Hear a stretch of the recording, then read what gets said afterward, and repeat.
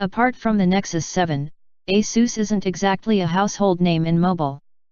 But if the company's new Android Wear smartwatch, the Asus ZenWatch, is any indication, it could make a name for itself in wearables. Most of the early Android Wear watches we've seen have been big and bulky, even the gorgeous Moto 360 looks a little beefy on most people's wrists. But Asus Watch sits on the smaller end of that spectrum. We're going to see smartwatches that get smaller and smaller through the next few years, but for right now, the ZenWatch is right on the money. It doesn't look any bigger than most men's designer watches. As far as design, the images in this review should speak for themselves. The watch's stainless steel body has rounded corners, with a very slightly curved screen that adds to the jewelry aesthetic. Everyone is going to have their own reactions to wearable designs, but I think the ZenWatch is a damn good looking watch. You can swap the ZenWatch's band with any standard strap, but I'm a fan of the one it ships with. The rose gold colored stitched leather looks spiffy, and feels great on my wrist. Its screen gets the job done, not too big, not too small. It's a 1.63-inch square, with fairly sharp, 278 pixels per inch, resolution.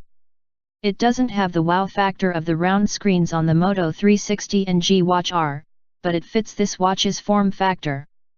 The display gets plenty bright on the highest settings, and, though none of the Android Wear watches so far have looked great in direct sunlight, I find the ZenWatch to be perfectly readable on brightness levels 4 to 5, and readable enough on level 3, while in the sun.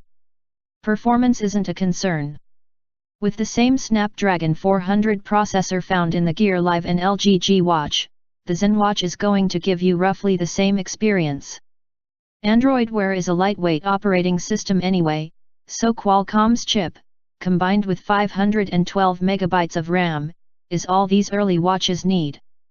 After my first few hours with the ZenWatch, I thought we weren't going to be able to recommend it, as its battery was dropping like a fly. But I eventually realized that was tied to one of Asus add-ons, a setting that leaves your paired phone unlocked while the watch is nearby. With this setting turned on, the watch dropped between 6 to 8% per hour, even with very light use. But once I turned it back off, battery life ended up being quite good. With that unlock my phone setting turned off, and brightness set to 3, my ZenWatch typically drops around 3 to 4% per hour with moderate use. And that's with the always-on setting turned on. With normal use, this should be an all-day watch with room to spare. The ZenWatch has a lower water resistance rating than most smartwatches, they're typically IP67, but the ZenWatch is IP55, the same as the original Galaxy Gear. That means it protects against splashes and maybe the occasional rain shower, but not full submersion. Asus software extras are fairly run-of-the-mill.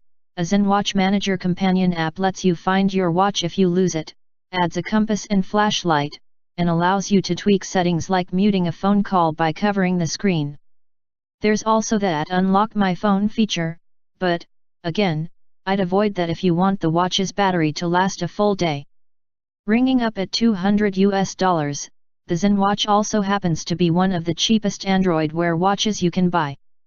If you're shopping for a smartwatch this holiday season, we recommend putting the ZenWatch near the top of your list.